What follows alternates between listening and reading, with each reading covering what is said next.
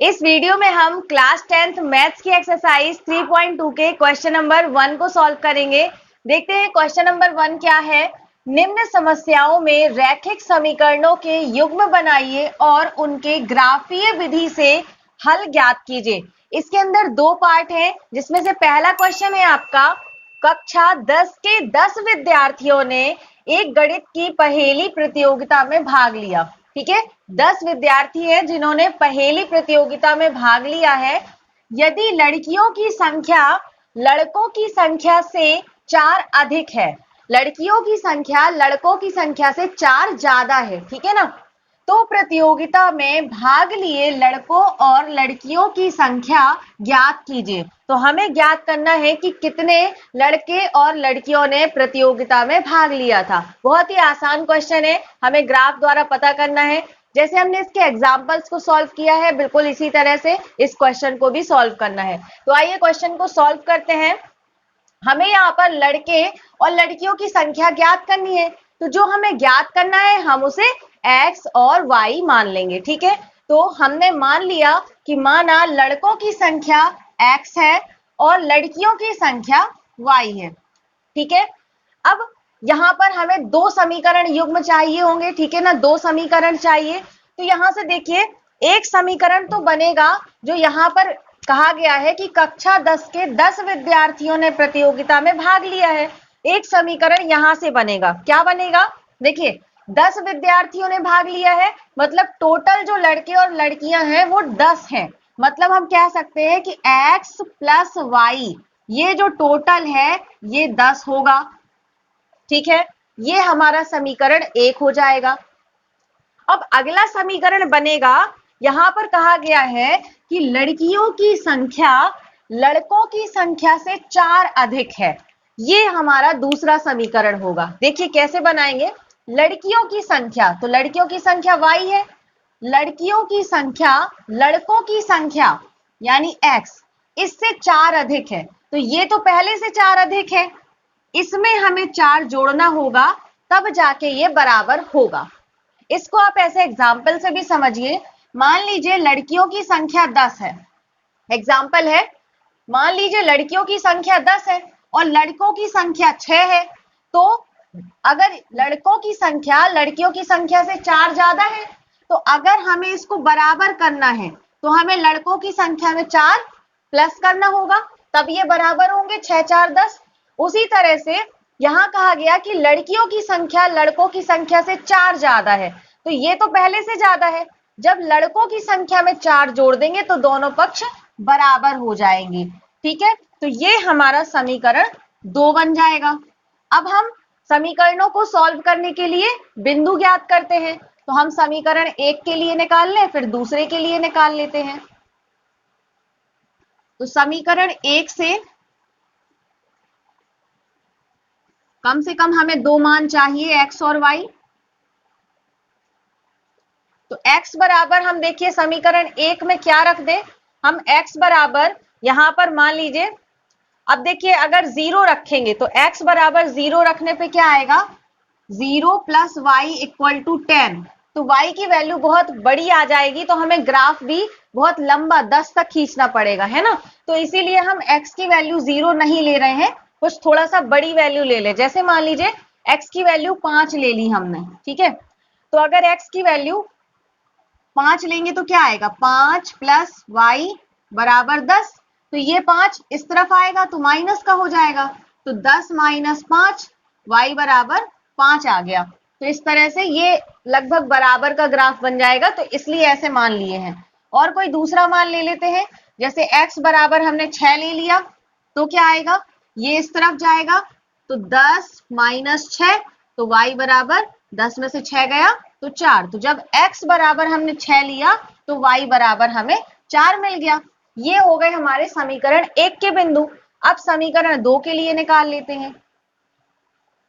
समीकरण 2 से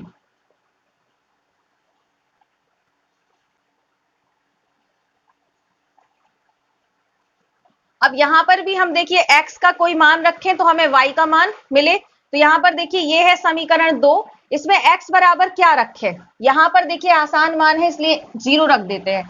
तो अगर x बराबर 0 रखेंगे तो y बराबर 0 + 4, तो यहां से y बराबर क्या आ गया 4।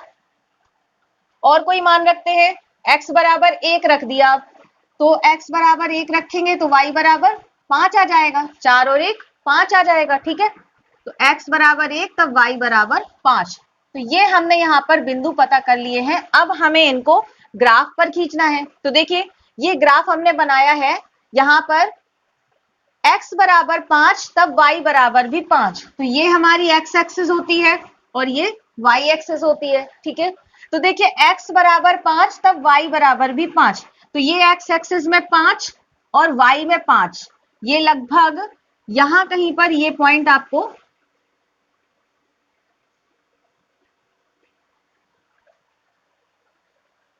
यहां कहीं पर लगभग ये पॉइंट आपको मिल जाएगा, x बराबर 5 y बराबर 5। अगला है x बराबर 6 y बराबर 4, तो x बराबर 6 ये है और y बराबर 4 लगभग यहां मिल जाएगा, तो ये 6 और 4 हो जाएगा, ठीक है। अगले के लिए देखते हैं। अगला समीकरण है x बराबर 0 तब y बराबर 4, तो x बराबर 0 तो ये मिल गया और y बराबर 4 यहां मिलेगा, तो ये जो पॉइंट हो गया वो 0 4 हो गया। फिर अगला है x बराबर 1 y बराबर 5, तो x बराबर 1 ये है और y बराबर 5, मतलब ये यहां कहीं पर मिल जाएगा, x बराबर 1 y बराबर 5। अब इन पॉइंट्स को हम क्या करेंगे, जोड़ेंगे, जोड़ने पर हमें रेखाएं मिलेगी और उससे हम उनका हल ज्ञात करेंगे। तो हमने यहाँ पर रेखाओं को जोड़ दिया है, जोड़ने पर हमें प्रतिच्छेदी रेखाएं मिल रही हैं। ये दोनों रेखाएं एक दूसरे को इस बिंदु पर काट रही हैं। इस बिंदु का नाम क्या होगा, देखिए यहां से जब आप ये देखिए लगभग यहाँ पे 7 के पास में आएगा और यहां से ये लगभग 3 के पास में आएगा, ठीक है ना। तो x बराबर 3 और y बराबर 7, ये पॉइंट आपको मिलेगा। जब आप ग्राफ में बनाएंगे ना तो आपको बिल्कुल एग्जैक्ट वही पॉइंट मिलेगा। अभी यहाँ पर हो सकता है थोड़ा बहुत इधर उधर लग रहा हो आपको, उसमें आप जब ग्राफ में बनाएंगे ना तो बिल्कुल अच्छे से आ जाएगा। तो इसमें देखिए ये जो पॉइंट है यही इसका हल हो जाएगा। तो यहाँ पर हम रेखाओं के नाम भी लिख देते हैं। ये वाली जो रेखा है 0 4, ये वाली है समीकरण 2, तो इसका नाम हो जाएगा y बराबर x + 4, और ये है समीकरण 1 वाली, तो इसका नाम हो जाएगा x + y बराबर 10, ठीक है। ये दोनों एक दूसरे को इस बिंदु पर काट रहे हैं, मतलब x की वैल्यू देखिए 3 और 7 मिला, मतलब x की वैल्यू 3 है और y की वैल्यू 7 हो गई। तो हमने क्या माना था, 3 माना था लड़कों की, मतलब x माना था लड़कों की संख्या, तो लड़कों की संख्या 3 है और लड़कियों की संख्या y है, मतलब 7। तो यही हमें लिख देना है, ये ग्राफ के बाद में लिखेंगे तो यहां हम लिख दे रहे हैं, अतः लड़कों की संख्या x बराबर 3 तथा लड़कियों की संख्या y बराबर 7। अब हमें आंसर भी चेक करना है, क्या आंसर हमारा सही है या नहीं, क्योंकि पेपर में तो हमें आंसर भी नहीं पता होगा। कैसे हम चेक करेंगे, कुछ नहीं, जो हमने x और y के मान निकाले हैं ना, उनको किसी भी समीकरण में रख करके आप देख लीजिए, दोनों पक्ष बराबर आने चाहिए। जैसे हम समीकरण 1 में रखते हैं, ठीक है, तो देखिए x का मान है कितना 3, ये x + y है ना, तो x 3 हो गया और y 7 हो गया, और जब इसको जोड़ेंगे तो कितना आएगा 7 3 10, और ये हमें पहले से बराबर में 10 दिया गया था, ये दोनों पक्ष हमारे बराबर आ गए। इसका मतलब कि जो हमने मान निकाले हैं x और y के वो सही हैं। आप किसी भी समीकरण में x और y के मान रख करके चेक कर सकते हैं, ठीक है ना। दोनों पक्ष बराबर आ जाए तो मतलब आपका आंसर सही है, ठीक है। तो ये आपका क्वेश्चन था, क्वेश्चन नंबर 1 का पहला पार्ट। अब हम करेंगे इसका दूसरा पार्ट। तो क्वेश्चन नंबर 1 का सेकेंड पार्ट है आपका, 5 पेंसिल तथा 7 कलमों का कुल मूल्य 50 रुपए है, जबकि 7 पेंसिल तथा 5 कलमों का कुल मूल्य 46 रुपए है। एक पेंसिल का मूल्य तथा एक कलम का मूल्य ज्ञात कीजिए। तो यहाँ पर हम क्या करेंगे, मान लेंगे कि एक पेंसिल का मूल्य x रुपए है और एक कलम का मूल्य y रुपए है, ठीक है। अब हमारे समीकरण बनेंगे, तो ये जो कंडीशंस हमें दी गई हैं, 5 पेंसिल तथा 7 कलमों का कुल मूल्य 50 रुपए है, ये हमारी पहली कंडीशन है। कैसे बनेगा इससे समीकरण? 5 पेंसिल और 7 कलमों का टोटल मूल्य 50 रुपए है। तो देखिए, एक पेंसिल आती है x रुपए की, 5 पेंसिल आएंगी 5x रुपए की, 7 कलम, देखिए एक कलम आता है y रुपए का, तो 7 कलम का जो मूल्य होंगे वो टोटल 7y हो जाएगा, और इन दोनों का जो टोटल है वो है आपको 50 रुपए देना। ठीक है, तो ये आपका यहां से समीकरण 1 बन जाएगा। अब इसी तरह से समीकरण दूसरा हमारा बनेगा दूसरी कंडीशन से। ये कंडीशन है कि 7 पेंसिल तथा 5 कलमों का कुल मूल्य 46 रुपए है। तो देखिए, एक पेंसिल आती है x रुपए की, 7 पेंसिल 7x रुपए की, एक कलम y रुपए का, 5 कलम 5y रुपए के, इसका टोटल ये आते हैं 46 रुपए के। ये आपका हुआ दूसरा समीकरण। अब हम क्या करेंगे, इन समीकरणों को सॉल्व करने के लिए x और y के मान रख करके बिंदु प्राप्त करेंगे।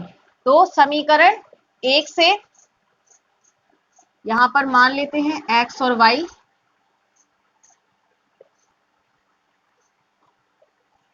अब देखिए समीकरण 1 में हम x का कोई मान रखें, जैसे मान लीजिए हम x बराबर 0 रखते हैं, तो क्या मिलेगा, 5 गुणा 0 प्लस 7y बराबर 50, 5 का गुणा 0 में किया तो 0 आएगा, प्लस 7y बराबर 50, तो ये 0 तो हट गया।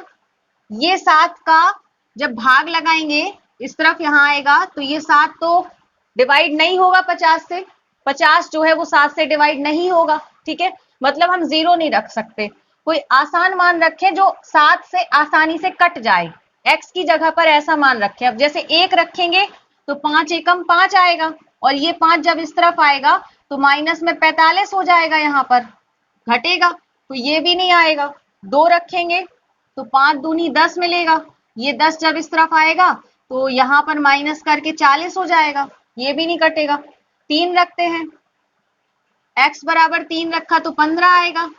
अब ये इस तरफ आएगा तो 15 माइनस का हो गया है, यहां से इसमें से घटाएंगे तो 35, 7 पना 35, ये कट जाएगा। मतलब हम x बराबर 3 रखेंगे तो हमें y बराबर 5 मिल जाएगा। ठीक है, अब इसी तरह से x का कोई और मान रखते हैं, ऐसा मान रखें जो आसानी से 7 से कट जाए, क्योंकि नीचे यहाँ पर 7 आ रहा है ना।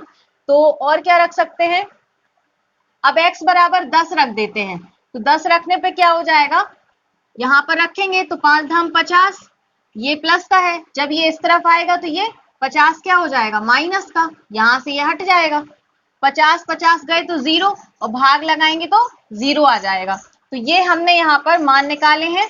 अब इसी तरह से हम समीकरण 2 के लिए निकाल लेंगे।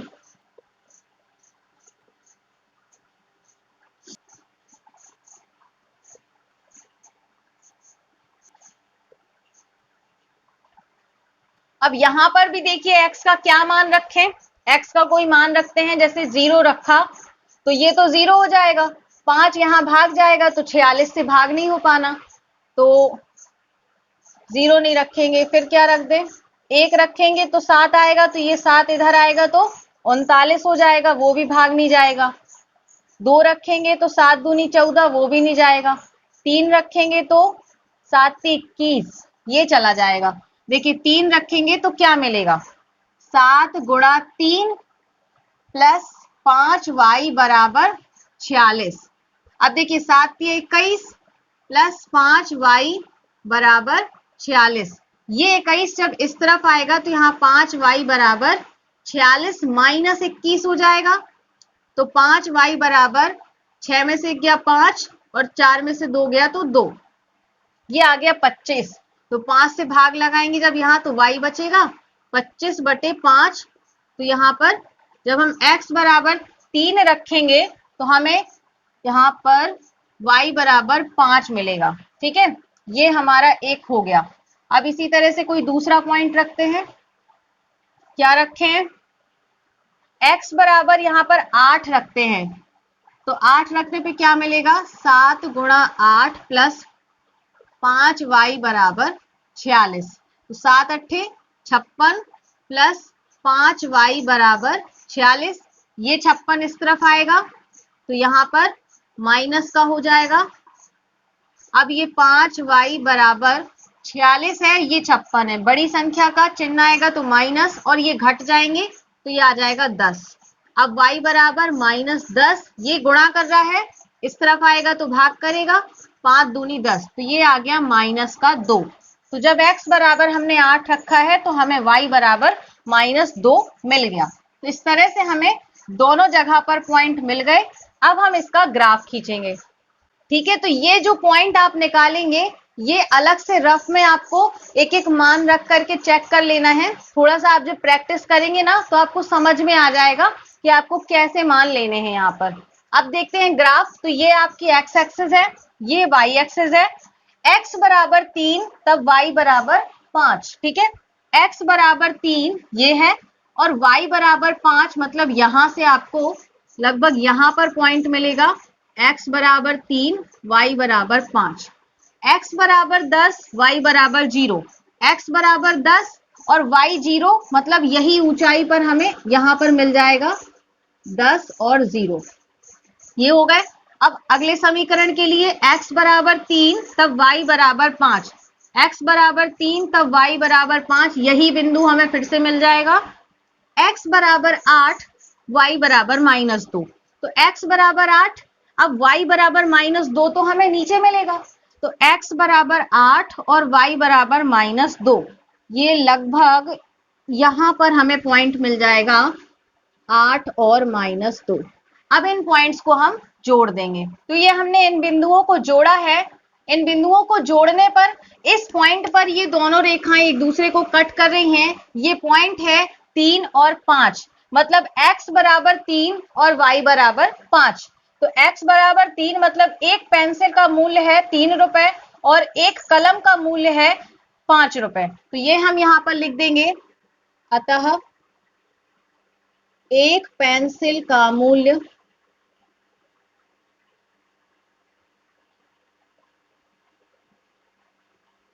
x बराबर 3 रुपए, एक कलम का मूल्य y बराबर 5 रुपए। यहां पर हम रेखाओं के नाम भी दे देते हैं। ये वाली जो रेखा है 10 0, ये है मतलब समीकरण 1, ये है 5x प्लस 7y बराबर 50, और ये वाली है दूसरी रेखा, ये है आपकी 7x प्लस 5y बराबर 46। तो ये हमने यहाँ पर मान निकाल लिए हैं। अब हमें चेक करना है कि हमारा आंसर सही है या नहीं। तो हमने कहा आपसे कि x और y के मान किसी भी समीकरण में रख दीजिए। तो देखिए, जैसे मान लीजिए हम समीकरण 1 में रखते हैं तो क्या मिलेगा, 5x है, x का मान है 3, मतलब 5 गुणा 3 प्लस 7 गुणा y का मान है 5। अब देखते हैं इसको सॉल्व करने पे 50 मिलता है या नहीं। 5 त्रिक 15, 7 पना 35, और जब इसको जोड़ेंगे तो आ जाएगा 50। तो ये मतलब हमारा यहाँ पर आंसर सही है, क्योंकि यहाँ पर लेफ्ट हैंड साइड और राइट हैंड साइड दोनों बराबर हो जाएंगे। तो इस तरह से ये क्वेश्चन हमारा कंप्लीट हुआ, क्वेश्चन नंबर 1। आई होप कि आपको इसके दोनों ही क्वेश्चंस अच्छे से समझ में आ गए होंगे। अगर आपको कोई भी डाउट है तो आप मुझसे कमेंट सेक्शन में पूछ सकते हैं, और अगर क्वेश्चंस अच्छे से समझ में आ गए हैं तो वीडियो को लाइक कर दीजिए और अपने फ्रेंड्स को भी ज्यादा से ज्यादा शेयर करिए ताकि ये वीडियो उनकी भी हेल्प कर सके। नेक्स्ट वीडियो में हम इसके आगे के क्वेश्चंस को सॉल्व करेंगे। तो अगर आपने अभी तक चैनल को सब्सक्राइब नहीं किया है तो कर लीजिए और नोटिफिकेशन बेल को भी ऑन कर लीजिए ताकि आपको इसी तरह से आने वाले वीडियोस की नोटिफिकेशन मिल सके। तो मिलते हैं नेक्स्ट वीडियो में। Thanks for watching this video.